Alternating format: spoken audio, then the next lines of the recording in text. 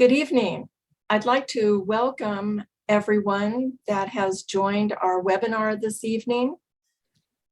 I'm Char Glacy, and I'm the chapter chair of the San Diego Explorers Club chapter. And this is our, I think it's our 7th or 8th webinar that we've hosted.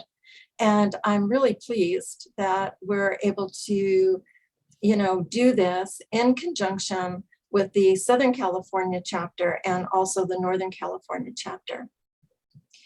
So I wanted to let you know that for those of you that have not been on a webinar before, it's a little different than Zoom in that there is no chat, and we can't see you, but you can see us. And that if you want, I encourage you to use the Q&A if you have any questions for John, Steve, David, or myself. So without too much other talking on my behalf, I'm going to turn it over to David Dolan to introduce Steve Elkins and also John Maclean.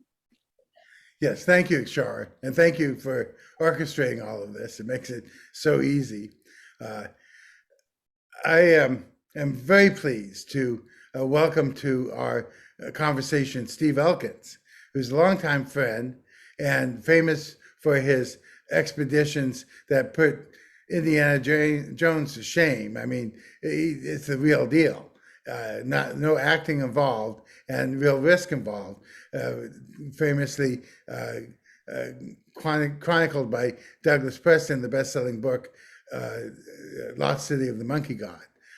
Steve has now been elected as the chair of the Southern California chapter. He is, I know, a great leader. He knows how to lead an expedition, and it's like chasing cats, I know, or herding cats rather, but now he will do the more difficult job of chairing a Explorers Club chapter, which is herding not cats, but herding the ultimate alpha males and females of the planet. So good luck, Steve, but I know you do a great job. Well, thank you for that, Dave, and hello to everybody. And I hope I can live up to your expectations and do as well as you and Char. Thank you.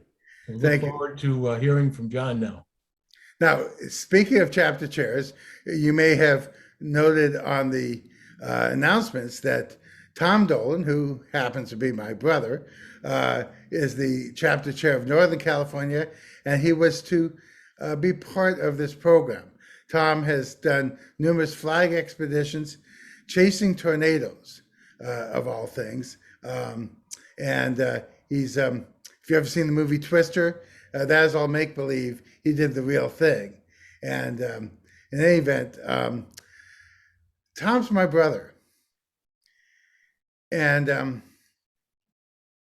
8 years ago, our older brother, Bob, died of an unusual disease called idiopathic pulmonary fibrosis. 4 years later, to the day, I received a double lung transplant because I was dying from the same disease. Last night, Tom at Stanford University received a double lung transplant because he also had the disease. Tom, John knows him. He knows that Tom has worked in firefighting, and John's very conversant in that world. It takes a rare breed of folks who work in wildfires in the wilderness. But Tom's done it, and that's good preparation for dealing with the adventure of transplantation, as we call it. Don't wish this upon anybody, but I am so pleased to report that Tom's surgery was successful. He's recovering. He's in a medically induced coma while everything kind of comes back together. And I'd like to just add, as I've said many times before, please be an organ donor. As Apollo 13 commander, Captain Jim Lovell told me that he's an organ donor, signed up, and whoever gets his heart has gone to the moon. Now, we hope that you all live a very long and fulfilling life, but please check that box on your driver's license or sign up however you may, because life you may save may be one of your fellow members of the Explorers Club. So Tom, eventually I know you're going to watch this video. I know you and John Maclean are friends and share a lot of common interests. And we just are so happy for you, Tom. And we look forward to you joining back, and of course, assuming the full reins. He was actually part of a practice session yesterday at 4:00 with all of us yesterday, going through the slides and everything, assuming he might even do it from the hospital. There you go. Okay, well, I like to read a quick passage from the last book written by Norman Maclean, Young Men and Fire, a true story of the Man Gulch Fire. In the very beginning, Norman Maclean writes this.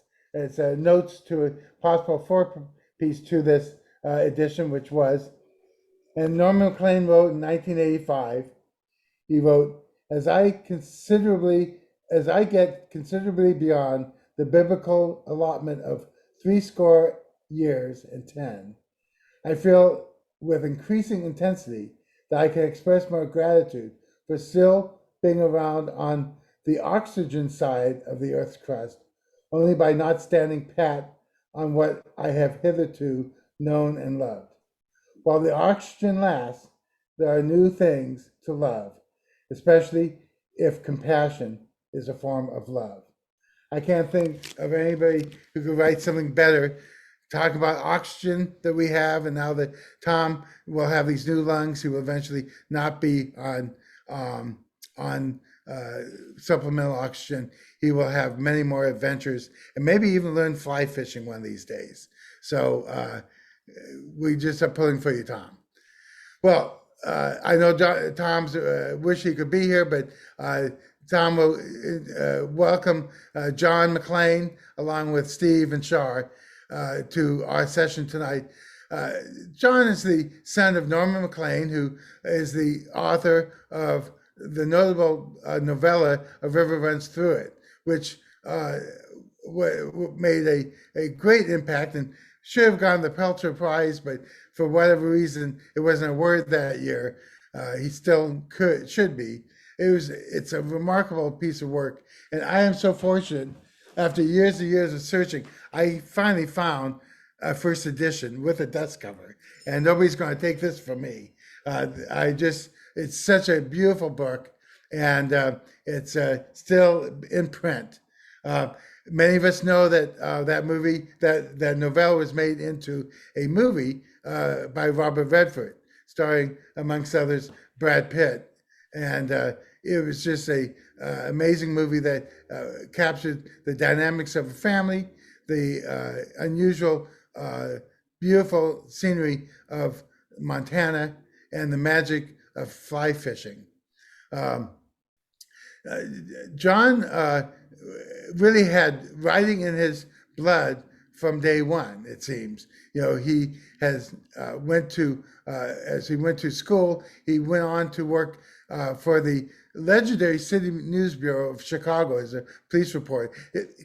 I would imagine, John, you were right out of central casting at the time, back in the heyday of newspaper reporting, when it was very strong, and later you worked with the Tribune. He's been a writer all his life, and he's written multiple books. Somehow he fell in the niche of writing books on wildfire fightings, the Esperanza Fire, and numerous other books. I mean, we in California, particularly in other parts of the country, are very cognizant of the courage of the folks who fight wildfires. John has entered into that world. He's done a lot of research onto the missteps, as well as writing about the true heroes in this whole world. And now he's written the book Home Waters. This book really, I don't think it's fair to say it's a sequel to River Runs Through It, but that's a simple way of putting it. But it really captures more about the family, the life in Montana, his life, his brother's life. Norman's brother's life, Paul, and so much more. And it also features woodcuts that you'll see in his presentation. It's a remarkable book.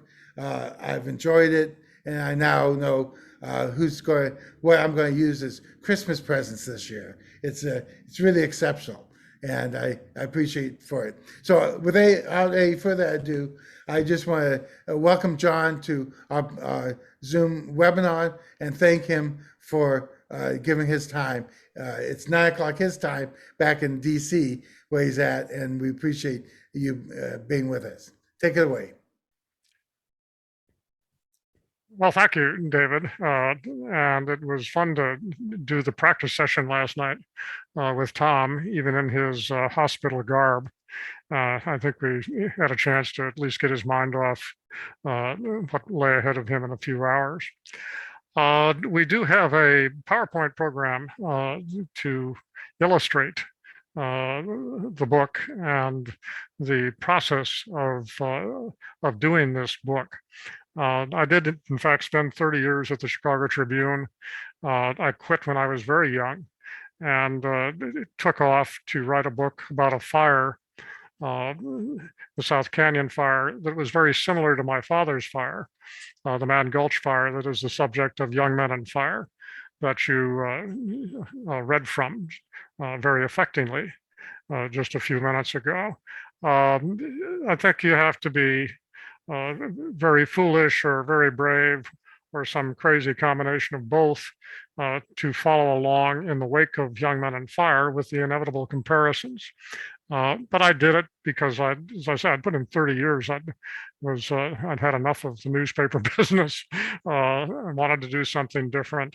The fires were so similar that one of the smoke jumpers who was on the South Canyon fire in 1994 was watching it blow up in a ravine down below him that could have been Man Gulch very easily. Geography is all the same. And he remarked, and it was later recorded in the official transcript, in the investigation transcript, we're going to have to resurrect Norman Maclean to tell this story.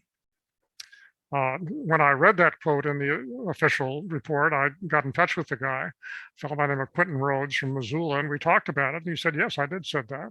And you can use it. And I said, well, let me think about that. And what I thought was, well, if I use that, I'm going to have to explain who Norman Maclean was. And he wasn't as famous then as he is now. And I'm going to have to explain who I am.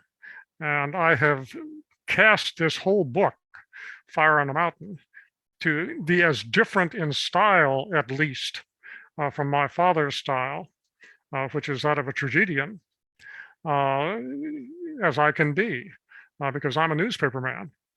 And my point was to try to separate myself somewhat from what was coming.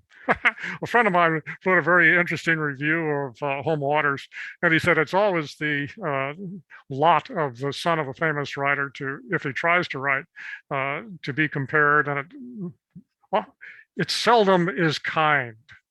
He was thinking of a writer who followed his father in writing novels and was never got any kind of recognition for it, and became known as the son of mice and men.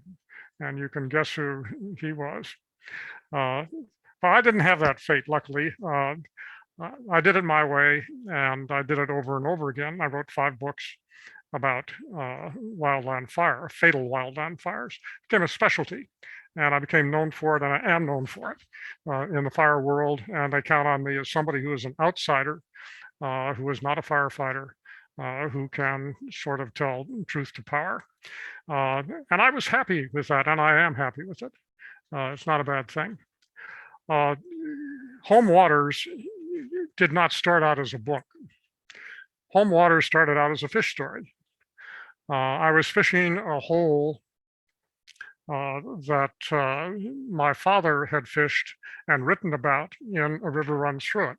It's the only one on the river where we can be 99.9% certain that this is the hole he was talking about, in a lengthy anecdote about how he caught a rainbow trout in swirling foam and landed it on a little sandy island. in the middle of the river. And when I was a boy, he would tell this story, an epic battle. And I said, well, Dad, why don't we go fish the Muchmore hole? And we would pass by it about 10 miles away, and you could see the mountains, and you knew the river was over there and the hole was over there. He said, well, I don't know the rancher over there anymore. We can't get in. And so we never fished it. Finally, a friend of mine from Chicago bought a ranch that bordered on the Muchmore hole, and I got a chance to fish it. And was fishing it with him one day, and sucked into this enormous rainbow trout. And when it surfaced and was boiling at the surface, my friend shouted out, "It's like a salmon." And it was. And he got one of those two-handled nets. I mean, we're talking a big net. And he went out to put the net under the fish and end the battle as soon as possible, which is the sportsmanlike thing to do. And the fish was too big for the net. And it would slop out of the net and boil in the water some more. And I couldn't figure out what the problem was. Big net, big fish, why aren't they together? And I started yelling at him, come on, do it. And it wasn't working. And if you bang a fish like that with a net, you're giving it an object that can create leverage. And that's how they spit the net out, the fly out. And I knew that was going to happen. And I'm going to lose the fish because my friend is screwing it all up. Well, the battle ended. And a few days later, my friend said, would you write that story for my Chicago Anglers group, which is a small group, and we have a little journal, but it's my ranch, and it's a good Montana story. I said, sure. So I wrote a little piece for him. And another friend of mine read it and said, gee, that's a good Montana story. Why don't you write that for Big Sky Journal? And so I did. Years pass, and an editor from New York is out in Montana having a vacation and picks up an old tattered copy of Big Sky Journal and reads this story. And he called me up. Char, I can't see the PowerPoint. Is that going to be the case? I haven't pulled it up yet. So let me do that right now.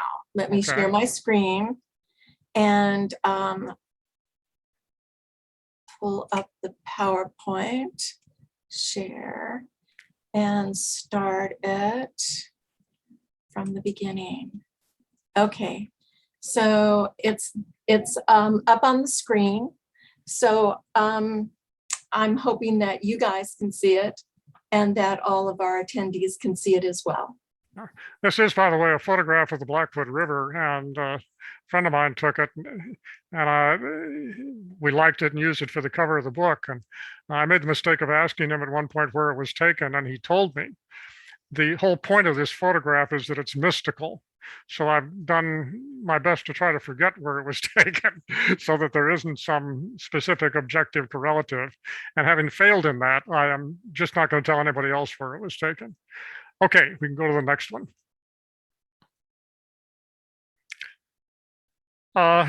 Anyway, the editor, Peter Hubbard from HarperCollins, read the story and asked me if I want to do a book. And I had not considered that. Having taken on Young Men in Fire, I thought, I have done enough. And any book based on a big fish story in the Blackfoot River at a hole that my father wrote about for a river runs through it is going to get me in trouble. And I knew that. So I needed some time to think about it. And I took some time. Okay.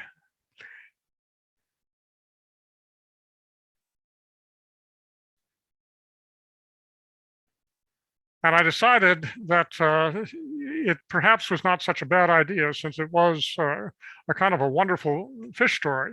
And I was still thinking about it that way, that this is going to be a fish story, and it's not going to be very long. They didn't want a lot of words. It would be okay if it was 25, 30,000 words with a lot of pictures, and that would be nice. Maybe a little more than that, okay, if you want to stretch yourself out. But I kept thinking about it. And I agreed to do it as a book. And then I thought, well, a book is not just 25 or 30,000 words. I'm used to writing books that are up to around 90,000, and this may not be that, but it started me thinking about a lot of different ways to approach it. Okay. And the place where I did a lot of this thinking was our family cabin in Montana, which is on the right. On August 5th of this year, it was the 100th anniversary of the signing of the lease with the Forest Service for the land on which the cabin is placed. We've nearly lost it time and again by eminent domain because we're fairly near a campground that kept expanding and expanding. But in recent years, there has been stabilizing legislation. So now we are entitled to be there, at least for a while longer. And the image on the left is what you see looking out from the cabin in a early morning image. It's an awfully nice place to be. And as I thought about it, I realized that I had been writing parts of a book for a number of decades without ever thinking of turning them into a book. What is similar to A River Runs Through It in some ways is that my father didn't start writing that until he was in his 70s. And I didn't write my book until I was in my late 70s. And I kind of laughingly said at an early point in the process, somebody's going to have to explain why we didn't get around to writing these stories until we were past the time when you're supposed to be dead. And I think I have the answer to it after wrestling with this thing for a couple of years, which is that there is a time to refrain from writing very personal stories about your life when you have not fully digested them, when you don't have a lot of years behind you where you've thought about these things and chewed them over. And then there comes a time when it is appropriate to do these things. And both my father and I discovered that this appropriate time was in our 70s. After I quit the Tribune at the age of 52, I spent an awful lot of time at the cabin, sometimes as long as 6 months in a year, gathering material and doing some writing about fire. And one of the things that I did was to go back to a place that becomes an anecdote in home waters, where my father took me fishing for the first time, and I caught a rainbow trout. And it was a wonderful day, one of the best days of my life. And I kept going back and looking at the place that had happened and walking through the creek and all that and seeing it all again. And then I would rush back to the cabin and sit down and write something. And then I would look at it and say, that is really bad, and throw it away. And this process went on over and over again. When I started writing Home Waters and got to that point in the story where I should be telling that story, it just flowed right out of me because it was all there. I remembered what the creosote in the bridge smelled like. I remembered what the pebbles in the stream looked like to a 6 or 7 year old child who regarded them as jewels. I remembered what the willows looked like when they were hit by the outflow boundary of a hailstorm that struck us, what it had been like to be picked up by my father and carried through the brambles like I was a football and he was a halfback, and how we laughed and had a wonderful time. And so it turned out that there were a lot of things like that, perhaps not as intense. But when my father was old and was unable to answer the call when he was invited to pick up a prize or to do something of that nature, I became kind of the designated hitter. And I would go off and be expected to make remarks, which I did. And this happened somewhat frequently. One of the questions that I always got from fishermen especially was, what was it like to fish with Norman Maclean? And so I wrote that, what it was like to fish with Norman Maclean. And then his generation began to pass. And being a newspaper man, one of the things you do is you write people's obituaries. You're expected to do it. You've done it professionally. So I wound up writing a lot of obituaries for our relatives and friends, and doing eulogies at their funerals, and writing other occasional pieces. And as I sat in the cabin thinking about Home Waters, it came to me that I had a huge scrapbook with this kind of stuff in it. And many of them became reworked stories into Home Waters. Okay. One of the things I also discovered was that I didn't think my grandmother, who was on the left, my paternal grandmother, and my mother had gotten quite the attention that they deserved. My mother was a very capable executive administrator, and was honored that way and was much loved by those she administered. And my grandmother was an assistant pastor in name, and would have been, in fact, in a modern church for my grandfather, the Reverend John M. Maclean, for whom I'm named. She was a very powerful woman, and she handled the parish duties while he handled the ceremonial duties and the sermons and dealing with the presbyters. She lived with us at the cabin every year, every summer, for a number of weeks, and my sister Jean and I adored her. So that was a good reason to continue writing Home Waters. Okay.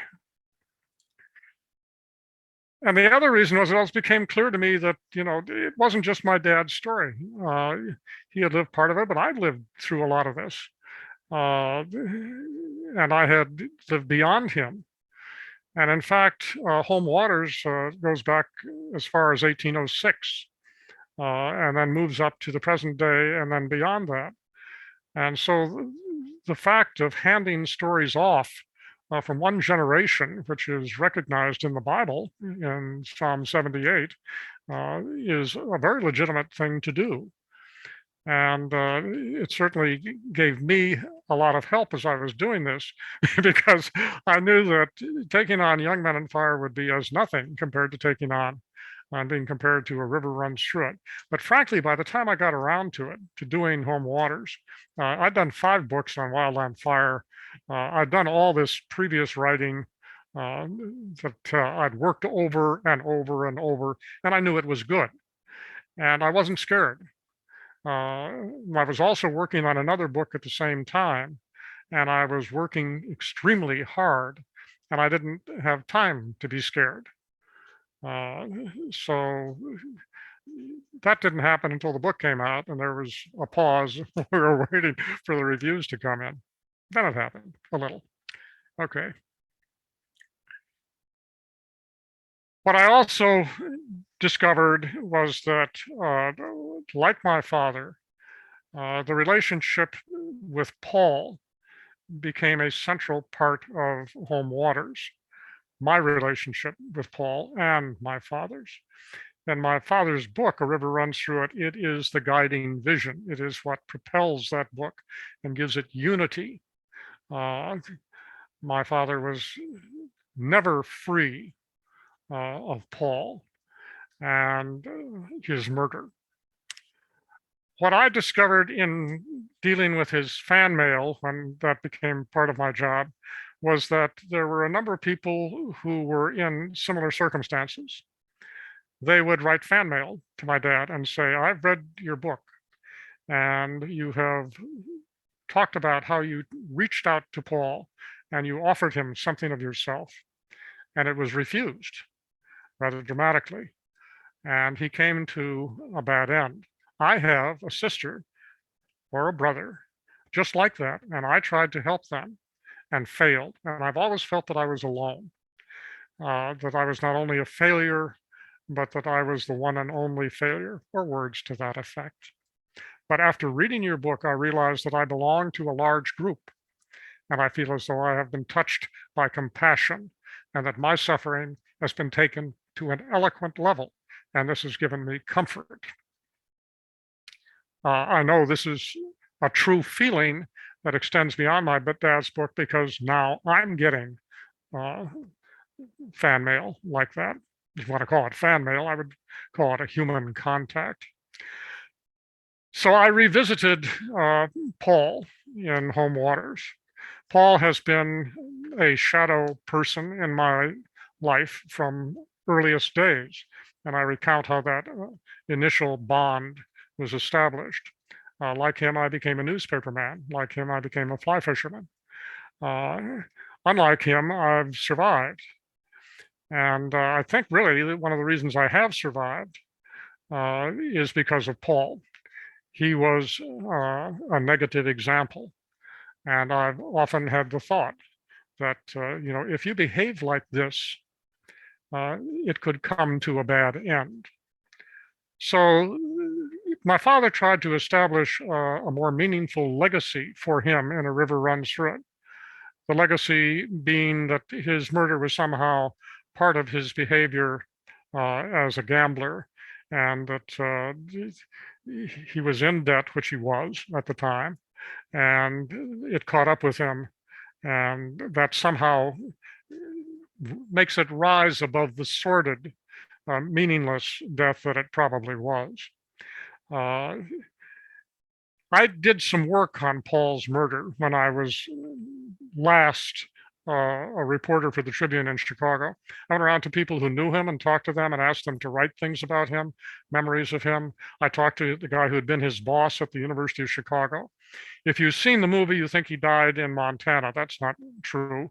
He came to Chicago for over a year and worked in the publicity office. My father got him the job there, and he was killed in a back alley in Chicago, not in Montana. And I collected documents about his death that were only available to someone who was by then, his closest living relative. And I had them in a big folder, and I had never thought I would write them. I had them for my own purposes. As I say, I feel a closeness to him. But when I was doing the book, I thought, maybe it would be helpful to set the record straight on how he died. And so I did it the way I would do it as a police reporter, which is what I was at one point, and just lay it out. These are the facts that are known. And they are not facts that are conform to the idea of a gambling group.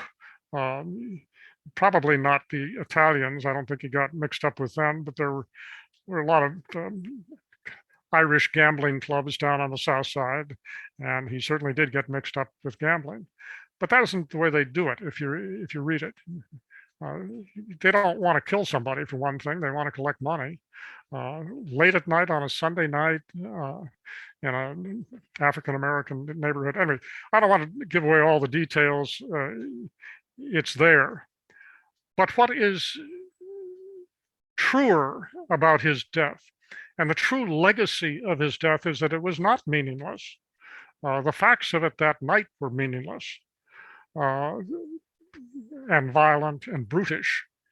But if he hadn't been murdered, there would be no A River Runs Through It. There would be no Young Men on Fire. There wouldn't be any of my 5 fire books, and there would be no Home Waters.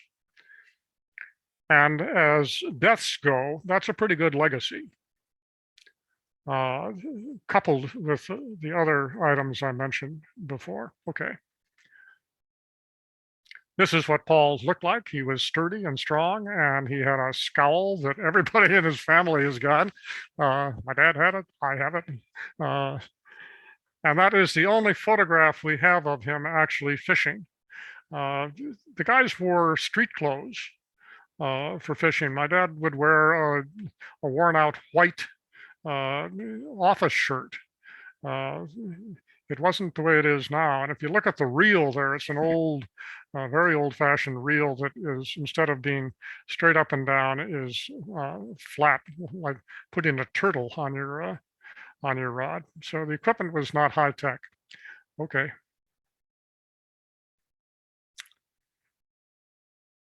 My father never got what would be called closure out of this. I think that he felt he had exalted his memory of Paul, but it certainly did not work to put it to rest. And I talk about that at the end of the sequence on Paul. And the incident that I'm describing that is here on the screen is from that, is from Home Waters.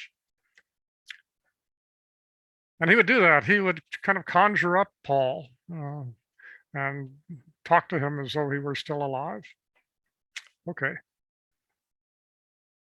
Another aspect that I wanted to work on was Wolf Creek, Montana, which is where my mother is from. That's Wolf Creek on the right. That's it. I mean, that's the town. And the Burns family, after River Runs Through It came out, were kind of unhappy because they said the Burnses don't get much attention. You Macleans get all the attention. You should do something with the Burns sometime, John.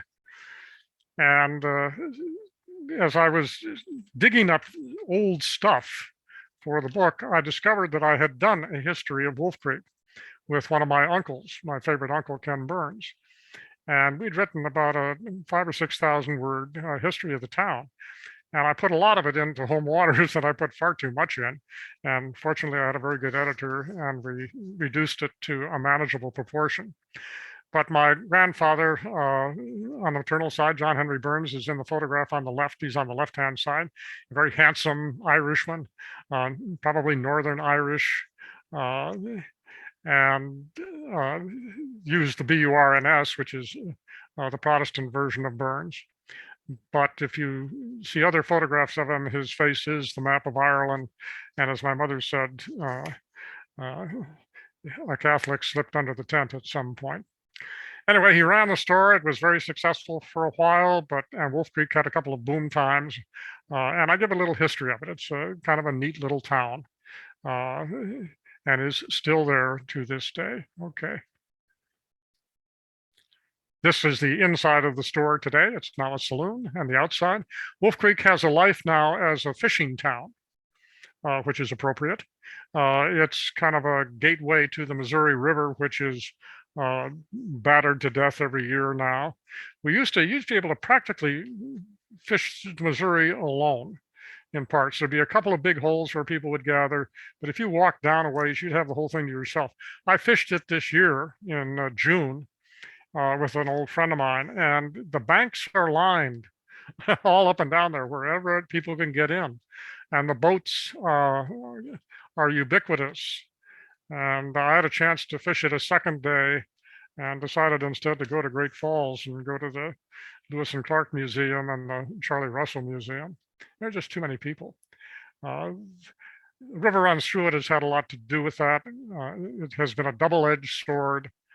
It contributed mightily to the resurrection of the Blackfoot as a fine fishery, but it has brought in an avalanche of people who now overuse these rivers.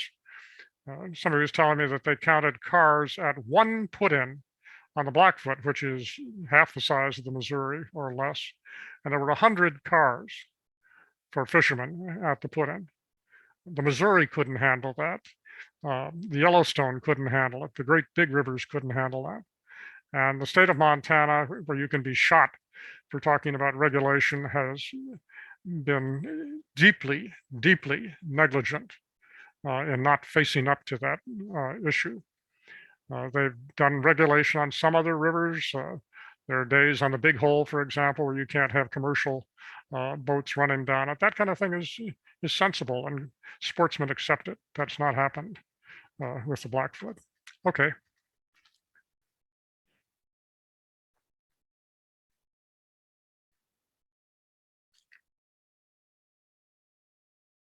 This is the Explorers Club section of the book, and it's a venture away from family. I did a lot of things in the book, answering questions that I had about where did the name Blackfoot come from? How did the white man advance into the Blackfoot Valley?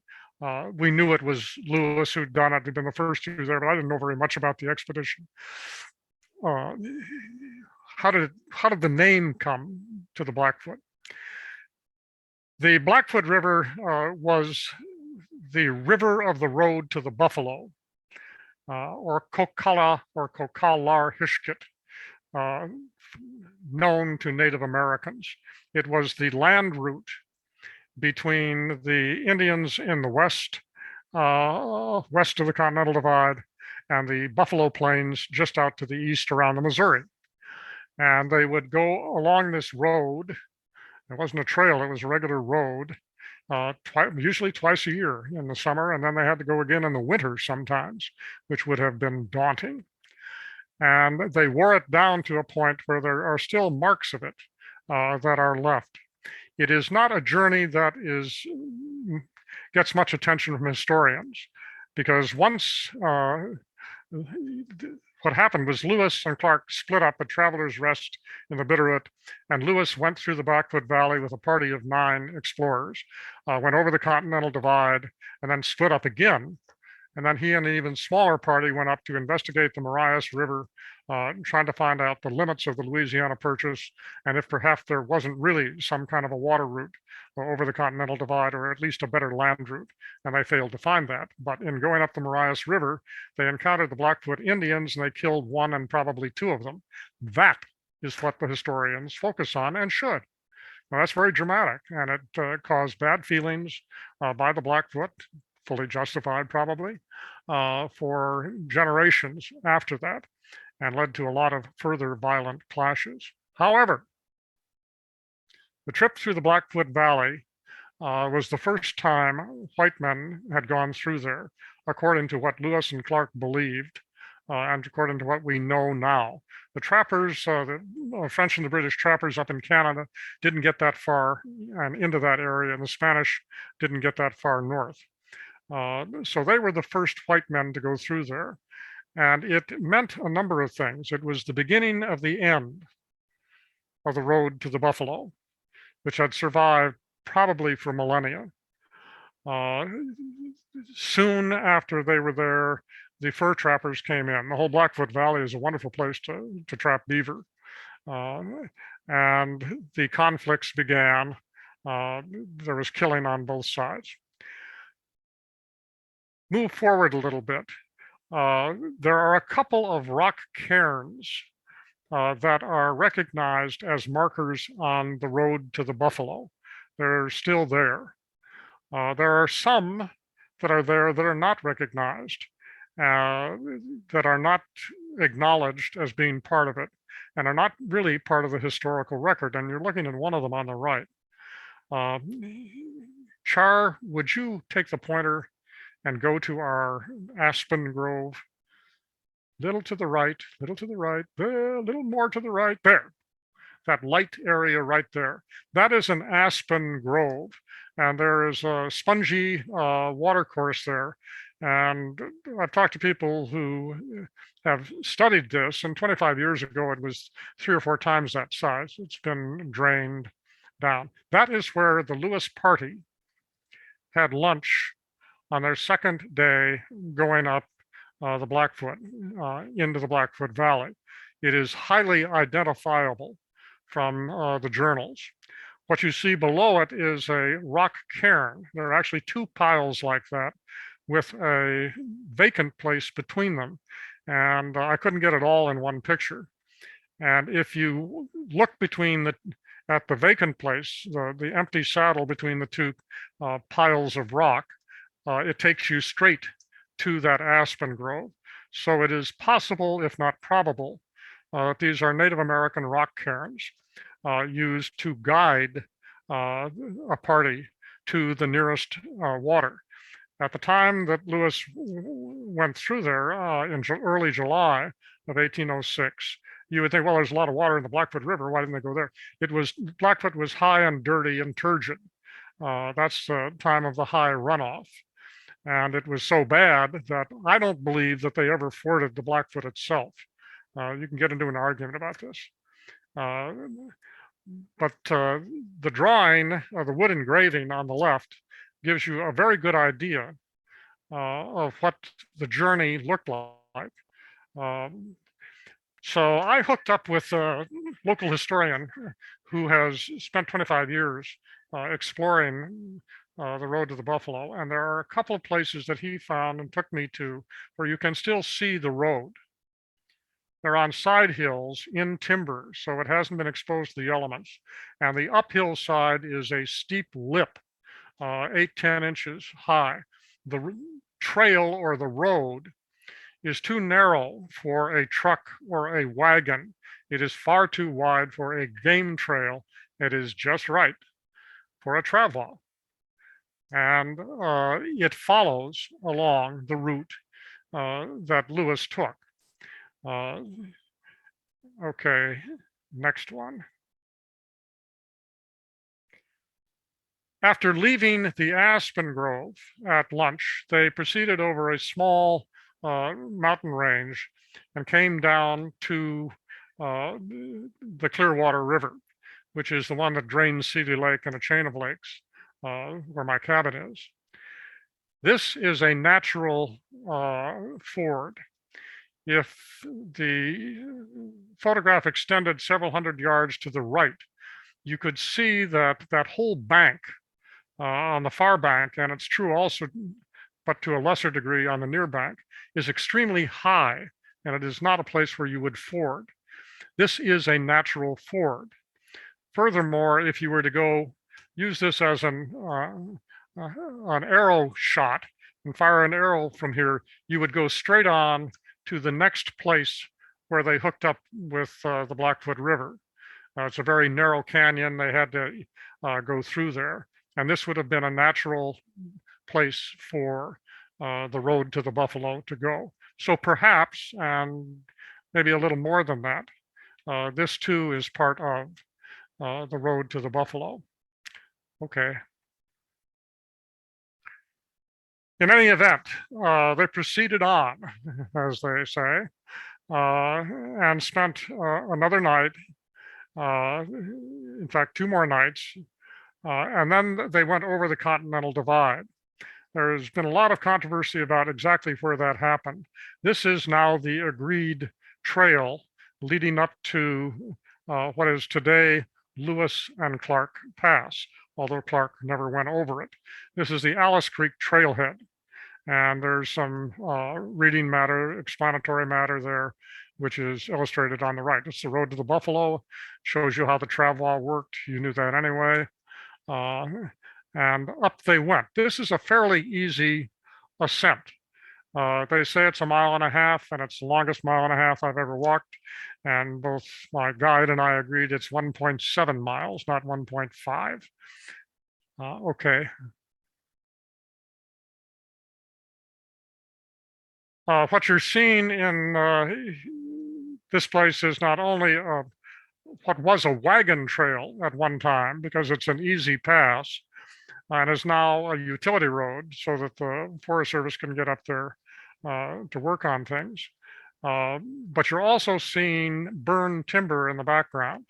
The Alice Creek fire, which is a 60,000 acre fire, burned through there in recent times and blackened the place. But this is now, excuse me, formally designated as part of the Lewis and Clark Trail. That's my buddy who's walking ahead, is retired Forest Service Ranger named Ron Cox, a wonderful man. And as you can see, the road is far wider than it would have needed to be for a travel. Is this the actual road to the buffalo? I don't know. It is a natural ascent line that goes up that trail. Once you get to the top, however, okay,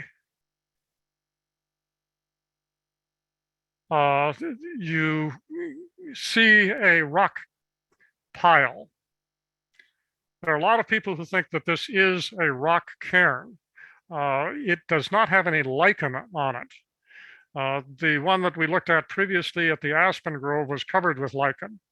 Now, a high intensity fire went through here, and I don't know enough about biology to know if a high intensity fire would burn off the lichen, but I doubt that it would whiten the stones. So I'm at a little bit of a loss. Did some malicious person tear down a rock cairn.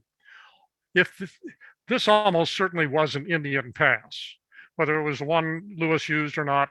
The historians tell us that this is the likely one, likeliest one. Native Americans built rock cairns along their trails for a variety of reasons, sometimes as markers. And that flat one that we looked at could easily have been a marker. I'm not saying it was. Sometimes they built them up as spiritual points, the way crosses are put at crossroads sometimes. Sometimes they just put them up for good luck, and because it was a place where they camped or whatever. So I don't know quite how to deal with this, except to say that it's there, and a lot of serious people think that it was a Native American rock cairn. The old sign for the Lewis and Clark Pass burned in the Alice Creek fire. This is the new one. You can see the back of it on the left-hand image and the actual one on the right hand. And it's very definite that this is where they went through the pass. There's an alternate pass, which is where the highway goes today through Rogers Pass. My bet is that some of you have gone through that. And what you may remember is that going from west to east, you have a very easy ascent. And going from the top of the Continental Divide then down, it is a disaster, even on the highway. I mean, it's one curlicue, 5-mile curlicue after another, and it goes on and on forever. This pass, the Lewis and Clark Pass, is a much, much easier gig. And one would think that it would have been the road to the Buffalo. One would also think that there wasn't just one road to the Buffalo, that there were places along the river, and I know where some of them are, where in low water, you could ford the river and have a much easier time for a period, and then ford back over and get on the north side again. Most of the road to the Buffalo is on the north side of the Blackfoot. So, you know, it was a main traveled route. There were a lot of connecting trails. People would come down from the north and run into the road to the Buffalo and then keep going. It was a labyrinth of trails. And that was true all over the plains and all over Indian country. But the road to the Buffalo was a big, fat, main-traveled highway. And if it didn't go through here, it probably should have. Okay.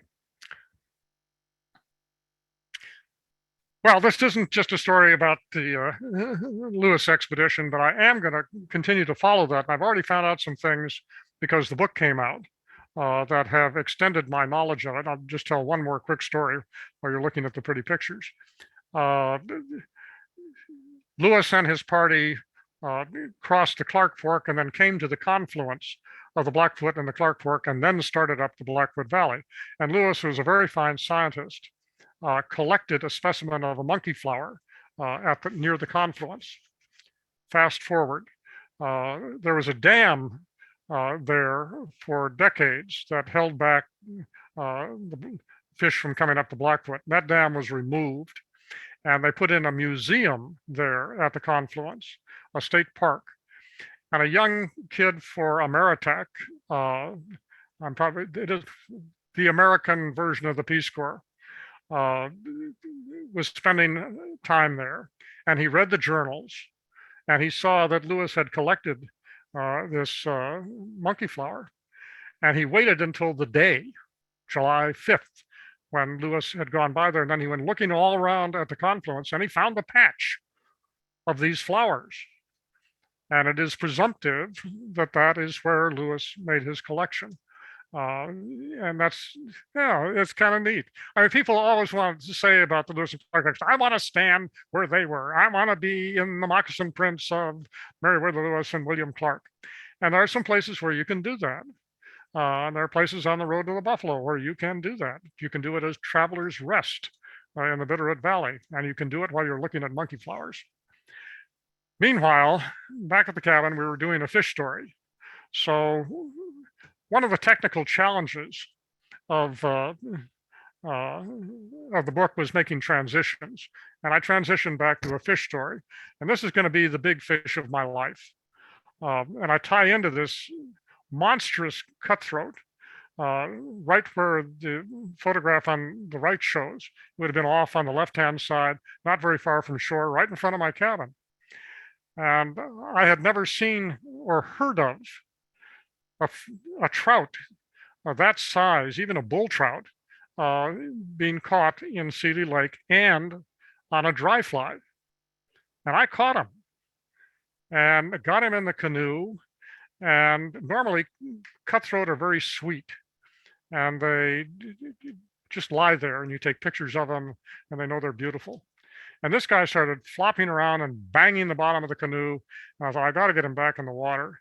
I took a picture, this quick picture, and I picked him up and put him back in the water and let him go. And he was dead. I mean, he just went down like a lead ingot. And I thought, well, there it goes. You know, that was going to be my fish of a lifetime. And I killed him and I didn't mean to. And I paddled ashore and called my wife and we practically cried on the phone. It doesn't end there. The fish story doesn't end there. Okay. It ends back at the Muchmore Hole. That's the Muchmore Hole on the left. And you see it's a huge, magnificent piece of water. And in fact, at the end, I did land the fish. My friend finally got it in the net and we got it out and took a quick picture and I put him back in the water and he turned belly up and, you know, we're going to have another death here. And I righted him and as gently as I could held him in place and he got his gills going and everything was working. So, okay. I went over by myself for a while and I sat down and I had some thoughts. And eventually I wrote my thoughts. And I'm going to read just a few of them. This doesn't take long. But this is the ending of Home Waters. I do not fish alone on the Blackfoot River ever, even though now I mostly fish it by myself. When I'm on the water, and especially when no one else is around, I feel the presence of the generations of my family whose stories run through it. Memory can and should be more than a bridge to the past. It's also a way to see yourself as a thread in a long, broad fabric, long in the making. I walked over to a big snag line on the bank up near the high water mark. The river had stripped off the bark and polished the tree trunk to a bone white smoothness. A forked branch stuck up from the snag, and I sat on the trunk and leaned back into the branch. I was comfortable there. Strobe-like images of a fish's glaring eye, an iridescent strip of scarlet, and a salmon-sized head flashed in my mind's eye. I had never seen a Blackfoot rainbow that big before, never. The present moment slowly came back into focus. A turquoise sky, wind-stripped of clouds, bright sparkling sunshine, and the endlessly moving river. Life doesn't stop when you reach a peak. It moves on as before, just as a river does after a fight with a big fish. On a day like this, though, and after a rainbow trout like that one, the river merged the life of the spirit with the act of fly fishing, a legacy endlessly renewed by the passage of waters. Home Waters.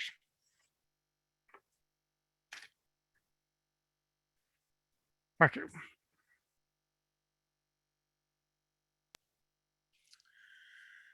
Very, very moving ending to your book and to this presentation as well, John. Thank you very much. I can't add to that. I just respects for that ending. It reminds me of the ending of the movie, and very similar in the sense of calling us to reflect upon our lives and history, And of course, it all ends up in waters. John, I'm gonna just leave this last slide up for a few minutes. So if anybody listening in, wants to make a note of your website and where they can read up more about you and also get copies of your books and signed copies, I must say, can do that on johnmacleanbooks.com.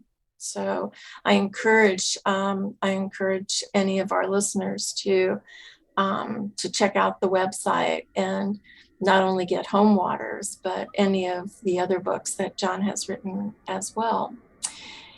And John, I just got to ask you a question. I was in Mammoth and I had this urge to want to learn how to do fly fishing once. You must hear this a million times, but is it difficult?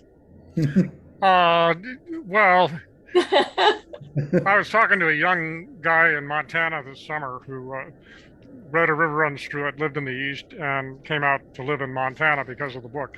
By the way, I hear that story with some regularity. And he became a guide, and he finally got disgusted with it because he said the only barrier to entry was money. It is a difficult craft to practice, difficult sport if you do it properly. You can go out with a guide, and they can get you on fish. There's no question about that. But is that fishing? Well, it's what people do. And it has brought an enormous attention to Montana and an enormous amount of money, which I think is a big problem.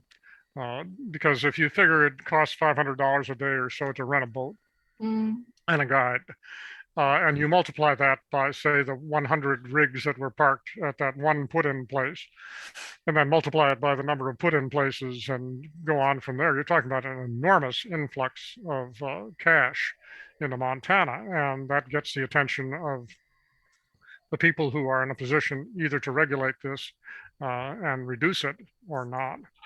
So one of the things that's happened, Char, is a lot of women have gotten involved in it. Some, I assume, because of the book, but a lot on their own. And before that, Joan Wolfe has been a crusader that way. And women make absolutely wonderful fly fishers.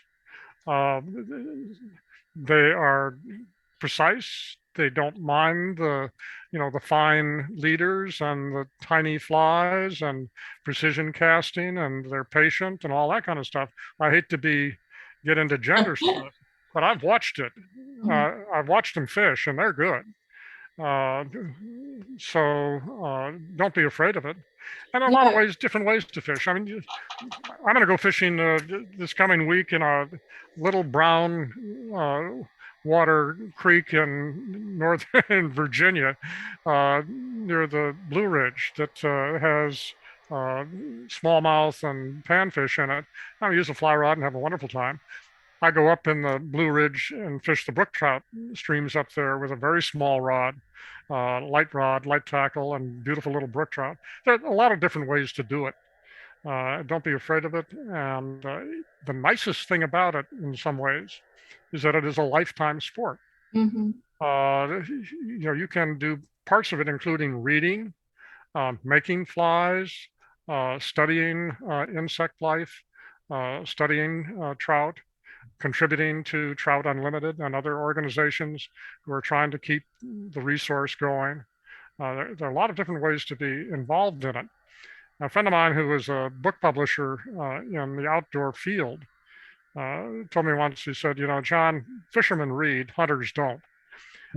I hunt, so I'm not knocking that thing, but fishermen tend to be more cerebral and a little more sensitive, I think, than most sportsmen. Yeah, it seems like a Zen experience, fly fishing, just almost spiritual, I guess. Well, figure what the trout like. They like clean water, they like cold water, they like seclusion, they like shadows, they don't like people around all the time. They like what we would regard as solace and beauty. So do you get to the cabin much? Do you? I usually go early and late and try to avoid the summer bonanza. So I get out there in June, sometimes as early as May. As there a little into July, that's when it starts going to rot. All the boats on Sealy Lake, all the motors and all that. And then I go out again in September. I'll be out there all September this year. I bet the fall is September beautiful. to about the middle of October is really very nice. I'd like to ask about an account I read almost 40 years ago in Esquire magazine by Philip Caputo about the making of the A River Runs Through It. And I remember reading it way back when, and I recently pulled it up, and my memory actually served quite well. That the story goes that a particular Hollywood actor, winner of a Academy Award no less, wanted to make a movie out of A River Runs Through It. This individual came and wanted to go fishing with your father, but neglected to buy a fishing license, which delayed. I mean, your father would not go fishing with him unless, and they actually quoted you at the time saying that they would not go fishing without the license. So that delayed everything. Oh, he showed up late to begin with handlers no less, and so it did not go well. And then Robert Redford enters the picture, and he does something that other people have not done and rarely is done in Hollywood. He met with your father a few times, said, we'll have these meetings, and at the very end, if you don't like it, then that's fine. We'll all move on. And then he also gave script approval, which is also extremely unusual. Would you address any of that? I mean, I was the source of that story for Phil. He was a colleague of mine at the Chicago Tribune, and then he came out to Livingston where they were making the movie, and I told him that story about that Hollywood actor whose name I won't mention either, because I got in an awful lot of trouble for telling the story.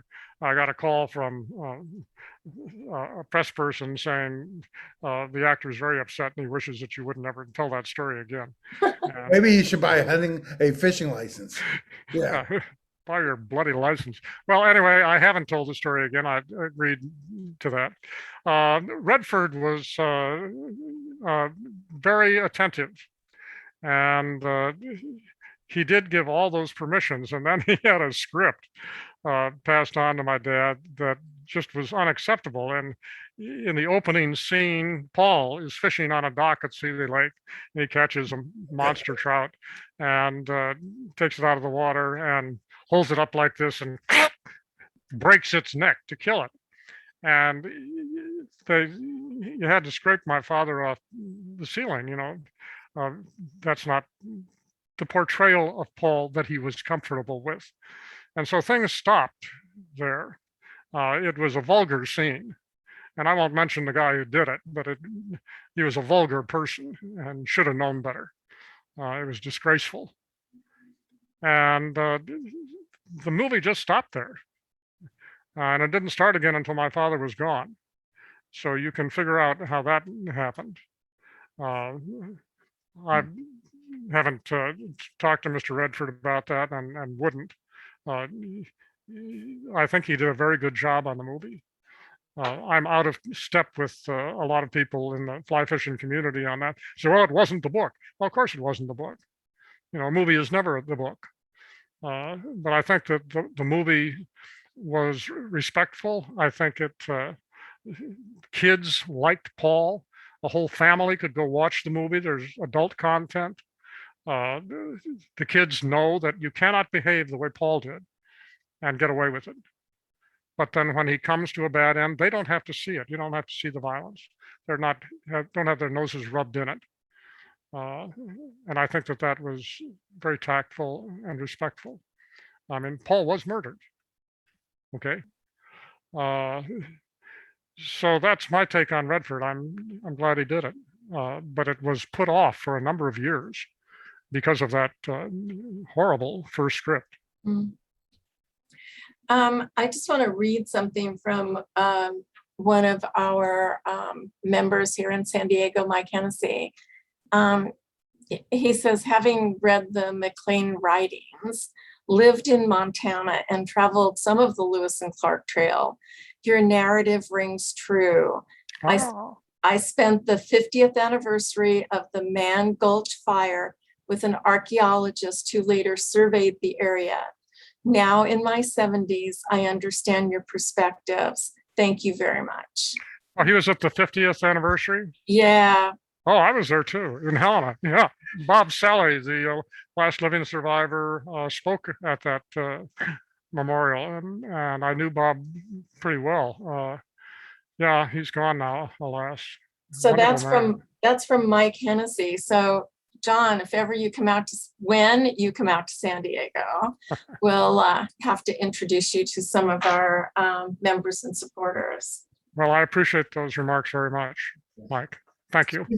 Speaking of anniversary, I know you were in Montana for the 100th anniversary of a dedication of a plaque related to your grandfather's life, the Reverend John Maclean. And my friend Brian Marsh was one of the pastors of that church at the time. Pictures, however, I know Brian quite well, and that was quite exciting for you to be part of that experience as well. Yeah, it was. It was very exciting. I was at the cabin. I was staying at the cabin, and it was 10 below that morning. And the cabin was never intended to be even a 3-season cabin. It was the summer cabin, and you can kind of see through the chinking in some places. But then I drove down to Missoula, and they had a wonderful ceremony there, an unveiling of a big obelisk with an etching on it, a granite obelisk with an etching on it, a fisherman, and talking about a river runs through it. Yes, that was my grandfather's church, First Presbyterian, and it thrives to this day. It's a wonderful, successful parish. Well, John, Steve, David, it's almost 7:15, which makes it quite late for you. John in Washington, do you suppose it's a good time for us to wrap this up? If you like, yes. Let me just encourage people. I have actually accessed John's website and gotten some of his books as presents. He signs and scribes them as you wish. He's very modest in terms of his work, but the fact is he's a exceptional writer and an amazing human being, and we're very fortunate to have you with us. I would encourage you to go to his website. There's a whole bunch of other interviews and articles related to his life and work. I first met John at the Explorers Club, a Washington group in Washington, D.C. at the Cosmos Club. They have the coolest clubhouse. Yes, we do. That's wonderful. I mean, yeah, we love the New York clubhouse, but nothing beats the Cosmos Club. John Wesley Powell did that one for us. Yeah. We have the Powell room too. So Steve Elkins wanted. Steve is trying to get in here. Yeah. Yes. Question out. One question. I was very curious.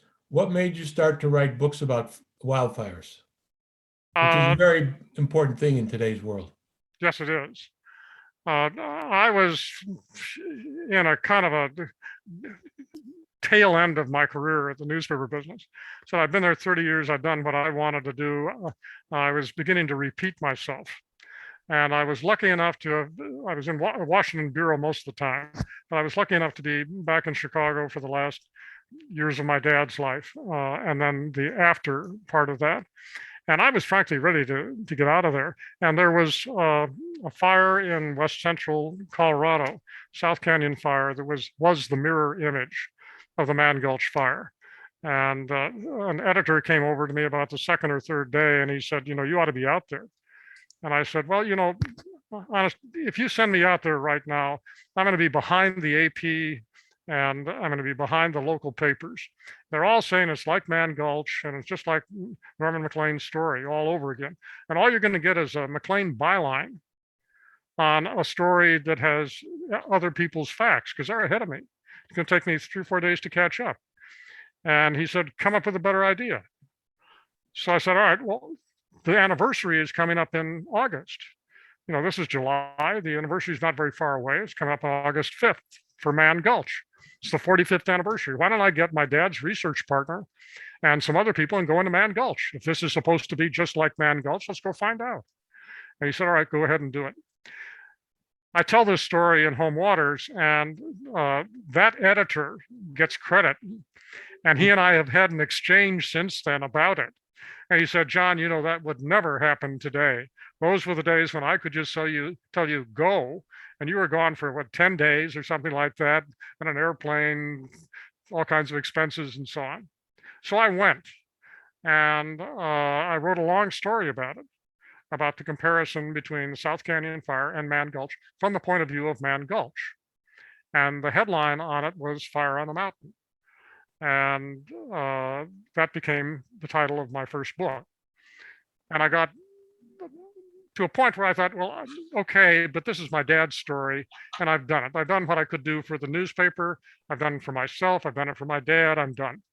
But then I called the parents of John Maclean, who had been the smoke jumper in charge on the South Canyon Fire and had died along with everyone else that he had put in harm's way. And we began to talk. And they lived in the Bitterroot Valley at the mouth of Blodgett Canyon. And if you've read the backstories in A River Runs Through It, one of them happens in Blodgett Canyon. So there are all these hits. I mean, this guy's a Missoula smoke jumper. His parents lived looking up at Blodgett Canyon. That's where my dad and his Forest Service crew went in and came out in one of his stories. And it's supposed to be like Man Gulch, and I'm tired of being where I am. So I put together a book proposal and had an auction, and everything happened at the same time. I got the auction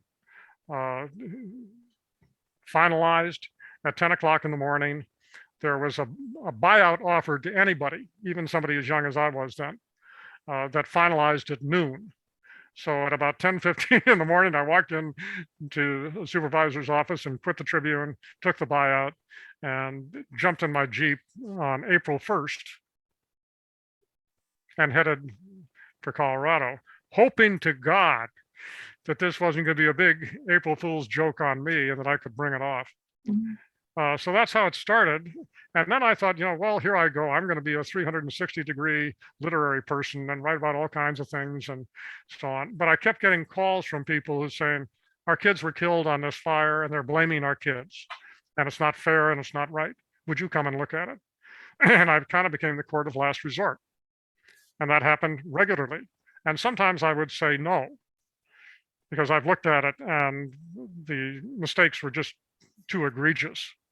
But a lot of times, you know, the investigations that are done very quickly for a lot of reasons, they're not bad people doing them, but they have to go fast. They have other jobs. They would be wrong, or they wouldn't be dead wrong, but they need another look.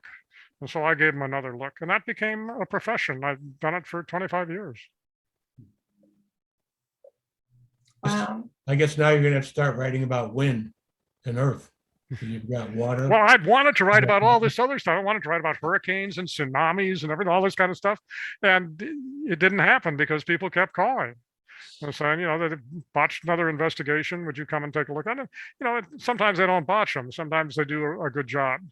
But there are problems with the whole investigation process. The Forest Service and the BLM and the whole fire service isn't big enough to sustain a permanent investigative body like the National Transportation Safety Board is for all kinds of transportation. They can't do that. So they have to use people who are line people and pull them in for a little while and then put them back on the job. Sometimes it works okay, and that's about the best you can hope for. It's hard on the people. It's hard on the investigators. You know, they don't relish this, and they don't like coming up with findings that upset people. Well, thanks. I appreciate you telling me that story.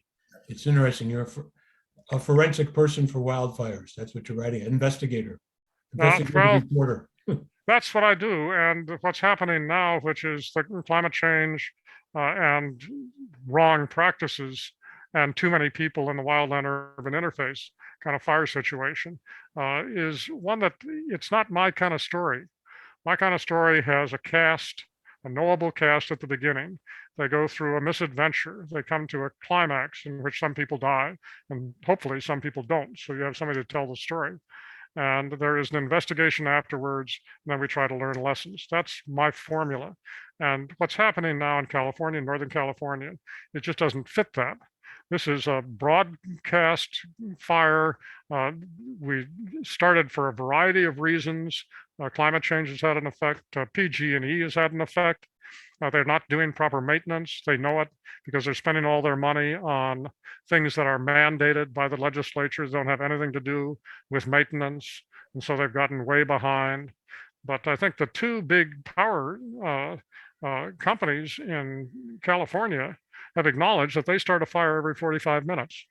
Jeez. Wow. Yeah, and these are little things at the transmission center or whatever, but they get put out very quickly and so on. But then every now and then you get one. The Dixie Fire may have been started by PG&E. I read that.